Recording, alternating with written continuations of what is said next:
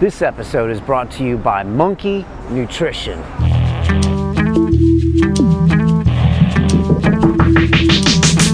You know, you really paid your dues in the music world. I mean, you were in Soho in 2004. I mean, it's funny because you look at a lot of TV shows these days and a lot of YouTube sensations, and it's like boom. But I mean, you were. I mean, 10 years for you, right? I mean, 15. more. Yeah, 15. My first single I released in 2001, which was on Metalhead's Goldie's label. A couple of guys called Loxy and Ink gave me my first break on a record.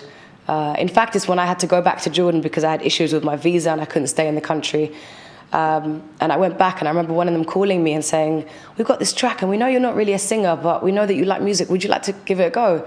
I said, "Yeah." And that was what started it all. And from then I went on to work at Uptown. I started a funk band.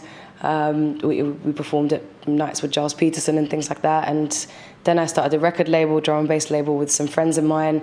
We were promoting nights, became an MC for a while. I was a touring MC, and then got on the road with Calvin, obviously, as a backing vocalist for his live show. But it's been a constant thing, and I love it, and I wouldn't change a thing. And I'm constantly paying my dues to music because I work for music. It doesn't work for me, you know? Was there a point in 02 or 03 or 04 or 99 where you were just like, I'm packing this in, I'm going back to Jordan, I'm going to not... No, not once, no. Okay. And when you're starting labels and doing these things, I mean, these are entrepreneurial moves, sure. You know? And is that something that was always in you, or is it in your family, or is that... Absolutely, yeah. Because a lot of people would be like, a lot of artists come from this frame. I want a label to sign me. Sure. How come the label won't sign me? And until they sign me, I'm not going to make anything. I mean, that is a... Well, that's so defeatist, though. I mean...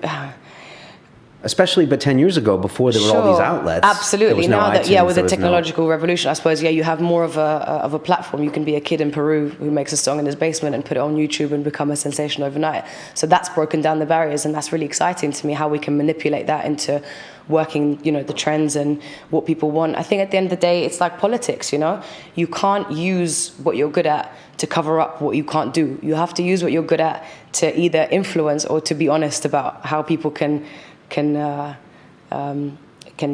listen to it, can catch on to it, can proliferate it. It's not about making it a personal thing. It's about making it, we're in it together kind of thing, And I don't really understand that attitude where people say, until a label signs me, if they're not signing you, there's a reason, And if there's a reason, why would you want them to, Either you fix that or you find another outlet for what you do. I never thought that I would pack in music if I wasn't a singer, because I wanted to do something that had to do with music. Like I said before, whether it was as a teacher or as a, handing out flyers in the street or, working in a record, it doesn't matter. It didn't matter to me. As long as I was working within music in any capacity, that was enough for me, Don't miss London Real. Subscribe now.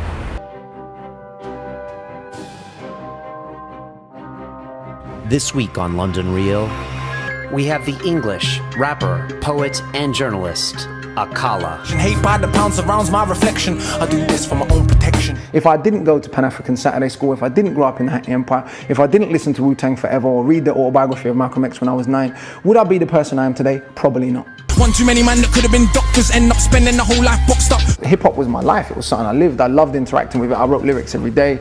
I was in battles. Because to me, all they do is breed conflict. First time I saw someone get stabbed, I was 12, and it was a little poke. It was a meat cleaver in the back of a guy's head. I had other teachers that felt that a person from my racial, cultural, economic background, and certainly from my socioeconomic background, should not have been top of the class. These were guys who were doing well in the street, but they'd spent so much of their life in and out of prison, etc.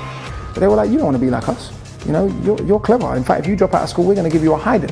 Yeah, they say you are British, and that lovely patriotism that feeds you. But in reality, you have more in common with immigrants than with your leaders. If the music is good enough, if the visual is good enough, if your online interaction is decent, you can keep your integrity and have a career. If we're honest, true strength is the strength to be honest. Ultimately, any power structure in the world wants to stay powerful. On Sunday, London Real presents Akala. Knowledge is power. It's fear, but at 20, you can't admit it's fear.